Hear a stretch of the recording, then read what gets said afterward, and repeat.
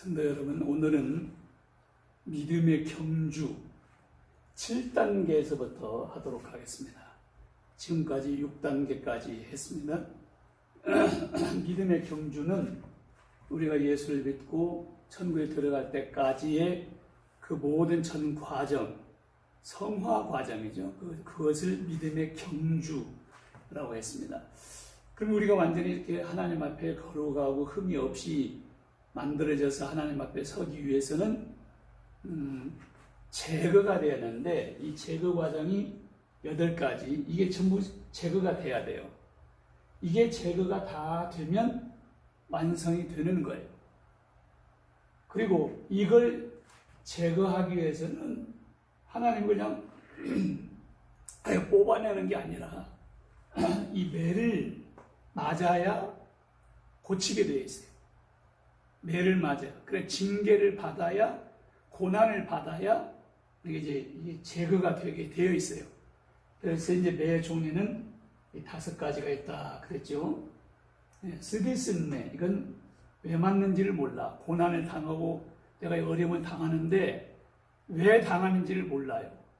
그리고 원망 불평 나오는, 현재 우리들이 그렇게 하고 있는 사람들도 있잖아요. 그럼 그게 바로 지금 쓰디쓴 매를 맞는 거예요. 그 다음에 이제 순응의 매는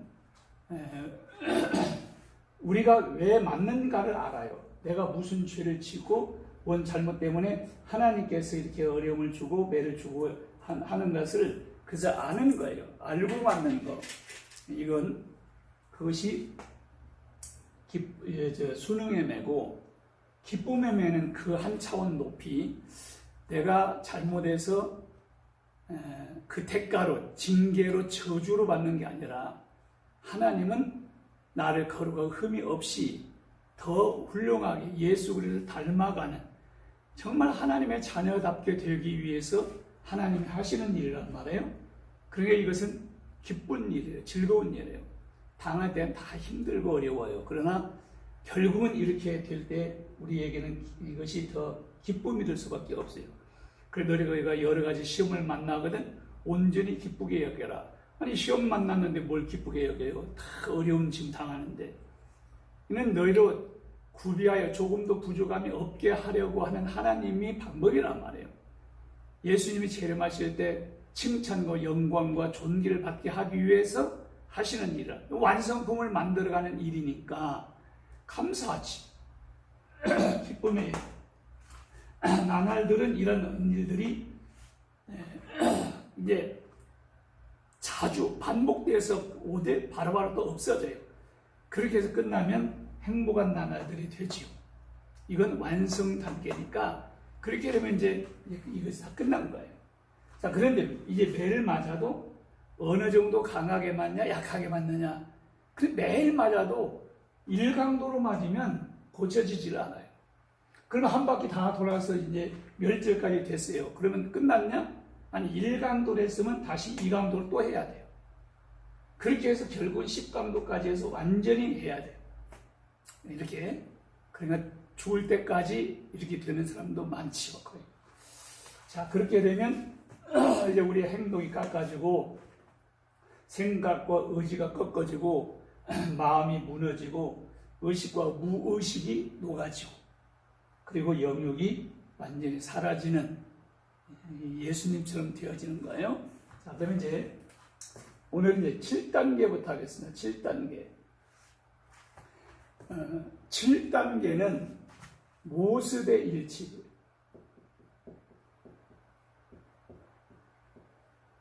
자, 모습의 일치라고 그래요. 이게 모습의 일치가 또 뭐냐? 원래는 뭐 모습과 생각, 마음, 이것이 이제 일치가 되고 그랬는데 그거는 모습 일치가 아니냐. 이 모습의 일치는 다니엘처럼 되는 거예요. 다니엘. 이게 무슨 얘기냐면, 모습의 일치는 하나님의 절대 주권. 여보세요? 자,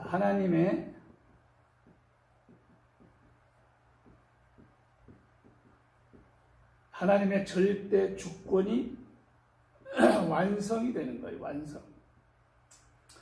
하나님의 절대 주권이 완성되는, 좀 어렵죠.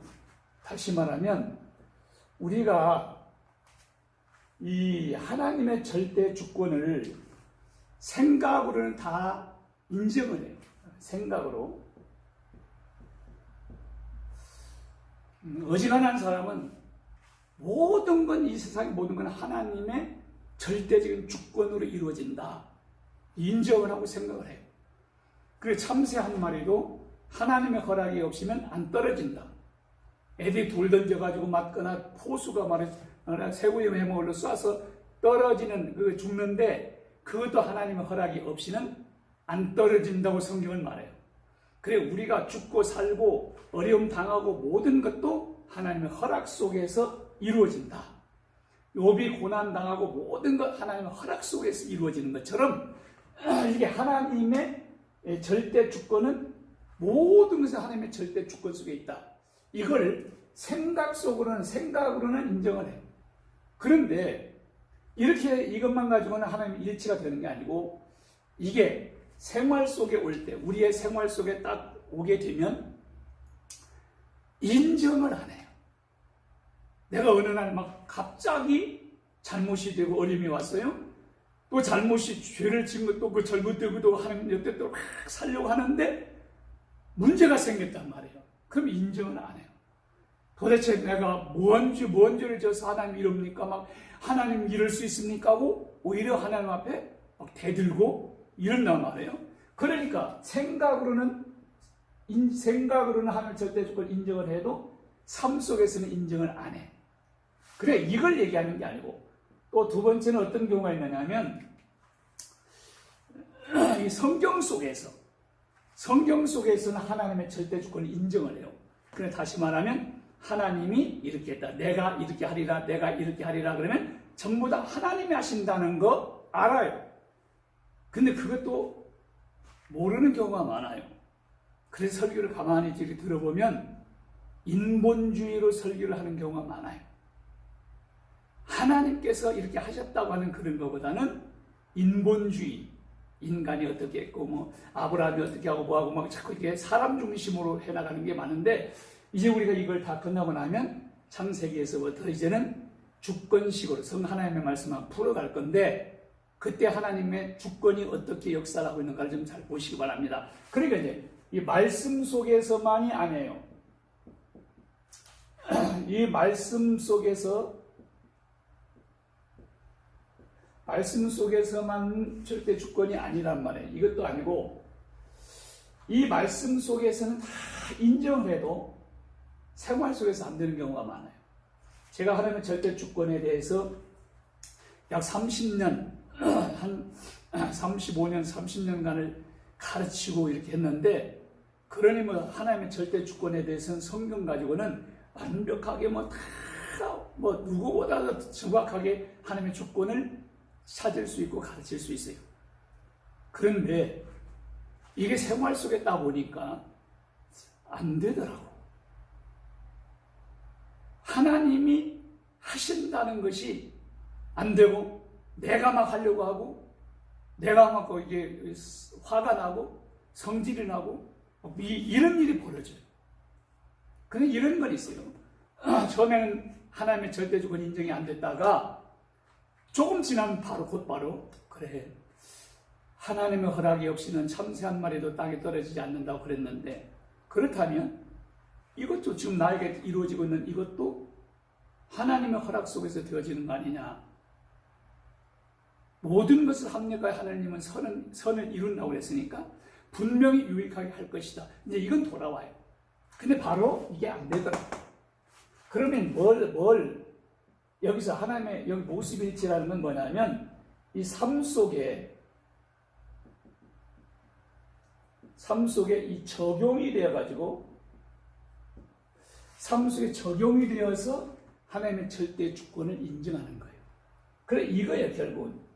그래서 모습일치는 생각만이 아니고, 생각은 하는데 이건 안 됐다 그러면 일치가 아니잖아. 그러니까 생각과 말씀과 마음 속에서 다 그렇게 되어도 실제 생활 속까지 적용이 되어서 인정이 될 때, 그것이 모습의 일치라고 해요. 그게 대표적인 것이 다니엘이에요. 다니엘은 하나님의 절대 주권을 완전히 인정을 하는 사람이에요. 그러니까 총리장이 됐잖아요. 나라 그러니까 총리가 셋인데 그 중에서도 총리장이에요. 그리고 그 밑에 사람들이 생각할 때 아유 여기에서 총으로 잡혀온 놈이 총리장이 되니까 이게 영 자존심 상하고가 안 좋잖아요. 그래서 어떻게 해서라도 저걸 없애버려야 되겠다 생각을 하고 어떻게 저걸 흠을 잡을까? 그 다니엘은 흠 잡을 일이 없어요. 잘못하는 게 없어요. 뭐 옷을 털어서 먼지 나는 것이 먼지 안 나는 게 없다. 다니엘은 없어요. 그래서 어떻게 생각했냐면 다니엘에게는 다른 걸 찾을 수 없으니까 다니엘을 가만히 보니까 이게 하루에 3번씩 기도를 한단 말이에요. 창문을 열어놓고 자기 나라를 향해서 창문을 열어놓고 이렇게 3번씩 기도하는 걸 보고 아 됐다. 우리가 자기들이 이제 법을 만들어요. 뭔 법을 만드냐면 앞으로 30일 동안 왕 외에 왕 느부갓네살 왕 외에 다른 신이나 다른 사람에게 절을 하거나 기도를 하거나 다른 사람을 숭배를 하면 다른 신을 숭배하면 사자굴 속에 집어넣어서 죽이도록. 그리고 이제 왕한테 가서 얘기하니까 왕은 뭐 자기만 섬기라는데 좋다고 다 허락을 했어요. 그 방방곡곡에 다 이제 광고를 다 붙여버렸어요. 다니엘이 그걸 모를 리가 없잖아요. 다 알아요. 자 그러면 어지간하면 우리 같은 말이에요. 이제 사자굴 속에 기도하다가 잡혀온 사자굴 속에 들어간단 말이에요. 그 기도는 안 할 수 없고 하기는 하는데 문을 다 닫아버리고 안 보면 되니까. 그리고 닫아버리고 할 수 있고 입을 뒤집어 쓰고 할 수 있고 골방에 들어가서 할 수 있잖아요. 아니 하나님만 보면 되니까 하나님 앞에 하는데 뭐 성례도 골방에 들어가서 하라고 그랬는데 구태 뭐 문 열어놓고 보람듯이 이렇게 할 필요가 뭐가 있냐. 이런 걸 합리화시켜서 이렇게 할 수가 있어요. 근데 다니엘은 그렇게 안 했어요. 이건 타협하고 들어가는 거니까 하나님 앞에 여전히 하는 방식대로 자기 나라를 향해서 창문을 열어놓고 하루에 3번씩 기도를 했어요. 왜 그랬느냐? 하나님의 절대 주권을 인정해요. 내가 사자굴 속에 들어가는 것도 하나님의 허락해야 들어가는 거고 들어가서 하나님의 허락해야 내가 죽는 내가 사자 바에 밥이 돼 죽는 것은 하나님 허락하면 죽는 거고 허락을 안 하면 안 죽는 거고 살고 죽는 것이 하나님에게 있고 모든 것이 하나님에게 있다고 생각하니까 그런 거 신경을 안 써요. 그리고 기도하는데 딱 걸렸지. 그리고 이제 왕한테 고발을 해버렸어요. 그래서 다니엘이 사자굴 속에 들어가 사자굴 속에 다 집어넣는데 하나님은 사자의 입을 봉해버리고 다니엘을 잡아먹지 못하도록 해요. 그리고 나중에 고발했던 사람들 자녀들까지 막 다 갖다 집어넣는데 막 들어가기도 전에 사자들 나와서 막 뼈까지 다 씹어먹어. 이렇게 다니엘은 모든 것이 일치가 돼. 근데 하나님의 절대 주권이 완전히 모든 건 하나님의 허락 속에서 되어진다고 생각하는 사람이에요. 그런 사람, 이렇게 되는 것을 모습의 일치라고 그래요. 근데 우리가 여기까지 가려면 아직 멀었겠지요. 생각으로는 하나님의 절대 주권을 인정을 해도 생활 속에 이게 위협을 하거나 죽인다고 하면 벌써 딱 쫄아버리잖아요. 하나님의 허락하에서 어려움이 온다는 것도 생각을 안 하고 어려움이 오면 고난이 오면 그냥 막 사업에 망하면 그냥 원망 불평이 또 나올 수도 있어요. 근데 하나님은 이렇게 만나는 7번째 모습의 일치. 그러면 8번째가 뭐냐면 이걸 조금 지우고요.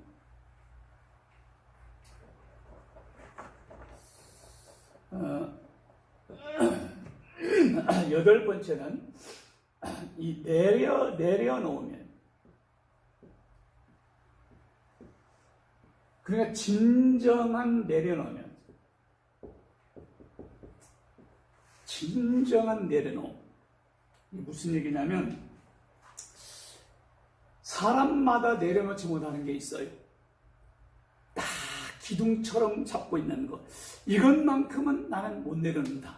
다른 건 다 포기해도 이것만큼은 안 된다고 하는 것들, 하나님은 야 그것만 내려놔라 이래. 예를 들어서 이게 야곱으로 봐요. 야곱을 보면 야곱의 케이스는 내려놓지 못하는 것이 딱 하나가 있어요. 뭐예요? 베냐민을 못 내려놔. 이제 요셉을 못 내려놓다 요셉은 이미 짐승이 잡아먹었다고 해서 포기했고, 베냐민만큼은 포기를 못해.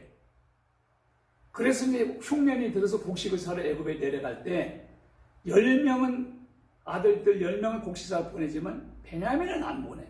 왜? 베냐민이 잘못됐다면 자기는 죽는 것으로 생각을 해요. 베냐민. 그런데 그걸 알고 애굽에 내려갔더니 형들이 그 요셉이 형들을 알아보잖아요. 그래서 정탐꾼을 싹 몰아버린단 말이에요. 그러면서 뭐 중간에 내용은 다 아는 거니까 베냐민 데려와라 이거예요. 그러면 너희들이 정탐꾼이 아닌가를 그걸 확인하는 거예요. 베냐민 데려와라. 그래서 베냐민 안 데려오면 다음부터 내 얼굴도 보지 마라. 자, 그래서 이제 곡식을 가지고 돈도 다 넣고 해가지고 다 보냈어요. 시몬은 잡아놨어요. 다 보내버리면 안 와버리면 안 되니까. 그냥 아버지가 보니까 시몬이 없단 말이에요. 야, 시몬은 어디 있냐? 그러니까 아버지, 그 나라 총리가요, 우리를 정탐꾼으로 몰아서 아내라 우리는 아버지 계시고 그 다음에 12 형제였는데 하나는 없어지고 하나는 막내는 아버지와 함께 있는데 그 아들이 없으면 베냐민이 없으면 아버지는 죽습니다. 그래서 우리 교회로 왔는데 우리는 정탐이 아니라고 얘기를 했어요. 그러니까 베냐민을 데려오라. 그럼 베냐민을 데려오면 정탐이 안 되라는 것을 알겠다. 그래서 시몬이 잡혀있고 우리가 그냥 왔습니다. 그러니까 안 된다. 베냐민만큼은 절대로 안 된다. 베냐민 얘가 죽음이 없으면 내가 흰 머리로 음부에 내려가는 것 같다. 나는 죽는다 이런 얘기지. 그래서 가지고 온 양식을 다 먹었어요. 이게 곡식을 또 사고 가야 될 거 아니에요. 야, 너희들 왜 이렇게 얼굴 보면 서로 쳐다보고만 있냐? 빨리 가서 양식을 사가지고 와라.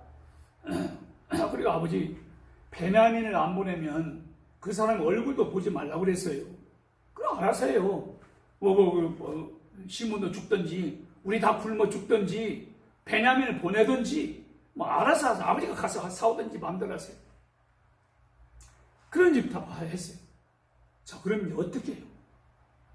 어떻게 하겠느냐? 그럼 다 죽고 말아요? 자, 요게 내려놓게 하는 방법에 하나님 내려놓는데 어떻게 하냐? 지치게 만들어.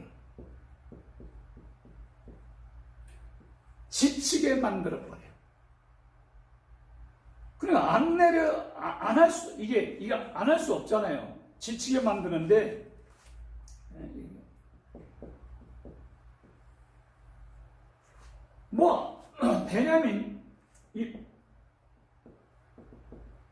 베냐민 안 보냈다가는 굶어 죽을 거 아니에요. 그럼 어떻게 할 거예요? 할 수 없이 내려놓을 수밖에 없잖아요. 그래서 성경에 보면 창세기 43장 13절 14절에 보면 여기에 창세기 43장 13절 14절에 보면 야곱이 내려가요. 이제 내가 베냐민을 잃으면 잃겠다. 포기하는 거예요. 그러면서 하나님이 시몬과 베냐민을 다시 돌려보내기를 원하노라 하면서 하나님 앞에 맡겨요. 지치게 만들어서 내려놓고 하나님께 이제 맡겨요.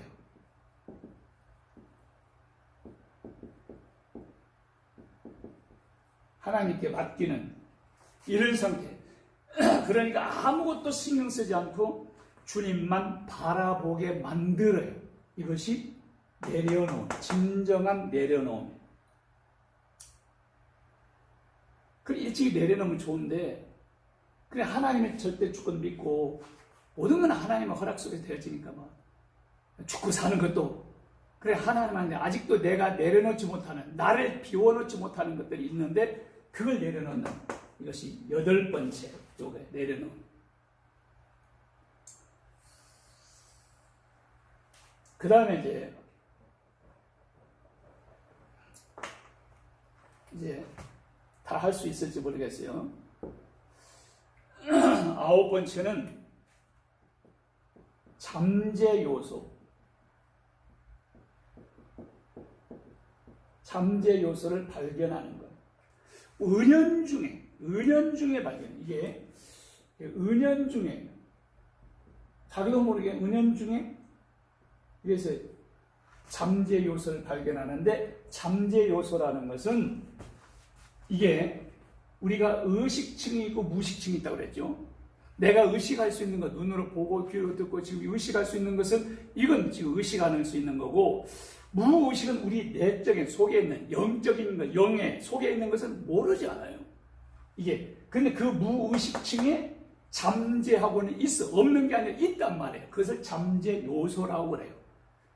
근데 이 잠재 요소는 무의식층에 내가 지금 모르는 것은 있지만 이건 언젠가 의식층으로 나와. 그러게 빼줘야 돼. 그러면 충격요법을 쓴다거나 하여튼 막 세뇌시킨다거나 또 잠재 요소는 그냥 인정하면 나가는데 인정을 안 해요. 일단 인정을 안 해. 잠재 요소에 대해서는 나중에 한번 좀 더 하겠습니다. 근데 잠재 요소를 발견하는데 어느 때 발견하는 은연중에 발견을 해요. 이제 이것은 요셉 케이스로 생각하면 돼요. 요셉이 애굽에 이제 종으로 팔려가가지고 보디발의 집에서 있다가 감옥살이를 하잖아요. 제가 볼 때는 10년을 했다고 봐요. 왜냐하면 17살에 요셉이 등장을 한단 말이에요. 그래서 총리가 될 때 30세야. 30세. 그러면 그 중간에 13년 안 해요? 그럼 이제 형이 이제 팔려간 거, 거기서 보디발의 집에서 일단 총리로 좀 있다가, 가정 총무로 있다가, 일단 거기서 누명 쓰고 감옥에 들어가는 거, 그걸 생각하면 한 10년간의 감옥살이를 했다고 봐요. 그러면 처음에는 하나님이 살아계시니까 하나님께서 분명히 나를 억울한 나 죄 없이 들어왔으니까 분명히 하나님이 나를 해방시킬 것이라고 믿었겠죠. 그리고 하나님을 의지하고 막 하나님 앞에 다 그렇게 기도도 하고 그랬겠지. 근데 1년이 돼도 안 되고 2년이 돼도 안 되고 3년이 돼도 안 돼요. 4년, 5년, 6년 이렇게 7년, 8년까지 이렇게 돼도 안 되면 이제는 포기하는 거예요. 아니 지금 경호실장이 고발했는데 집어넣는데 이거 누가 빼내요? 그래서 요셉은 거기서 다 포기하고 하나님만이 하실 수 있다. 하나님만이 하시지. 하나님이 죽이면 죽는 거고 하나님이 빼내면 빼내는 거고 그래 하나님만 의지하고 하나님만 바라보는데 하나님만 바라보게 되는데 8년 되니까 인간의 방법은 이제 다 버릴 수밖에 없고 다 내려놓을 수밖에 없어요. 그런데 이제 8년쯤 됐을 거예요. 그때 왕에게 술 맡은 관원장과 떡 굽는 관원장 둘이 잘못을 저질러 가지고 감옥에 들어가는데 요셉이 갇히는 그 감옥에 들어와. 이게 다 하나님의 섭리예요. 하나님이 하시는 일, 요셉을 위해서 하는 일이에요. 근데 그들이 꿈을 꿔요. 근데 요셉이 그들을 이제 수종을 드는데 하루아침에 그들 다 가보니까 두 사람이 아주 수심에 잠겨 있어요. 아니 왜 무슨 일이 있습니까? 왜 이렇게 얼굴이 수심이 있습니까? 하는데 꿈 얘기를 하는 거예요. 둘 다 꿈을 꿨는데 술 맡은 관원장이 그 얘기예요. 꿈을 꿨다. 그럼 무슨 꿈입니까? 그 얘기를 하세요. 내가 꿈은 하나님이 해주시지 않습니까? 하면서 하라고 하는데 그 꿈을 해석을 해줘요. 그러니까 이 포도가 나오고 있는 포도송이가 딱 3개가 있는데 그 포도를 따가지고 즙을 만들어서 왕에게 다시 드렸다. 그러니까 3일 후에 당신은 복직을 한다 이렇게 했어요. 꿈이 너무 길하잖아요. 그러니까 떡 굽는 관원장도 나도 꿈을 꿨다고. 그런데 나는 떡을 구워서 떡 광주 갖다가 3개가 있는데 떡을 이렇게 이고 하는데 까마귀가 와서 이걸 다 쪄 먹더라. 셋은 3일입니다. 당신도 3일 후에 당신도는 목이 베어서 새들이 와서 까마귀가 와서 당신을 뜯어먹을 것입니다. 죽는다는 얘기예요. 그러면서 그때에 이 술 같은 관원장에게 요셉이 하는 말이 있어요. 당신이 득이하거든, 복직이 되거든. 나를 꼭 왕에게 좀 얘기해서 여기서 나갈 수 있게 좀 해주십시오. 나는 감옥에 갇힐 일 내가 한 적이 없습니다. 내가 잘못한 것이 없습니다. 꼭 좀 얘기해달라고 그래. 쓸데없는 소리 하지 마라. 그렇게 했어요. 알았다. 내가 꼭 얘기하마. 그걸 나왔어요. 그런데 그때부터 요셉은 뭔 기다릴까요? 왕이 사면하는 것만 기다릴 거 아니에요. 석방시킬 것만 기다릴 거 아니에요. 이제나 저나도 이제 왕한테 얘기했는가. 그럼 오늘은 이제 하겠지. 내일은 하겠지 하고 이렇게 기다리는 거예요. 그 2년이 돼도 되지가 않아요. 하나님의 성경은 2년 동안 술 마신 관을 잊어버렸다. 이것도 하나님이 아시는 일이에요. 왜? 요거 발견해요. 그 요셉이 깜짝 놀라면서 이제 거기서 생각하는 거야. 내가 왜 이런 짓을 하고 있지? 나에게도 이게 있으면, 내가 지금 하나님만 의지하고, 하나님 앞에 모든 것을 맡기고 그랬는데, 왜 내가 사람을 의지하고 또 이 방법을 쓰지?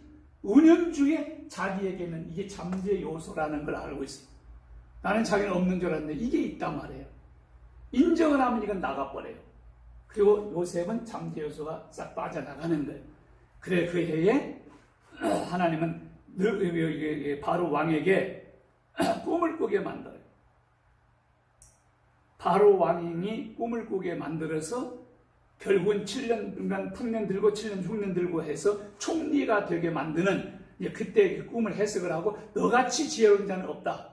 하나님의 신이 감동된 사람 없으니까 네가 총리해라. 그래 총리가 되는 거예요. 그 요셉은 이제 행복한 나날들로 들어가는 거예요. 이게 잠재 요소. 은연중에 있는 잠재 요소를 발견하는 거예요. 나중에 다 좀 하겠습니다. 욥 같은 경우도 잠재 요소에 고난당하는 것이, 베드로 예수님을 모른다고 부인하는 것이 이게 잠재 요소예요. 예수님이 네가 3번 나를 부인할 것이다. 여기 베드로는 깜짝 놀라죠. 아니, 나를 어떻게 보고 그러십니까? 나는 절대로 그거 안 하겠습니다. 절대로 그런 일이 없을 것입니다. 이렇게 하는데 부인하잖아요.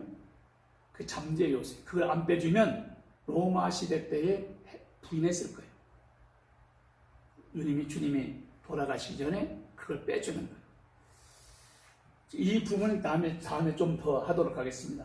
시간이 되기 때문에 더 10번째, 11번째 하면서 나중에 잠재 요소에 대해서 조금 더 깊이 해야 될 것 하고 한번 더 마치도록 그렇게 하겠습니다. 오늘 여기까지 하겠습니다. 수고하셨습니다.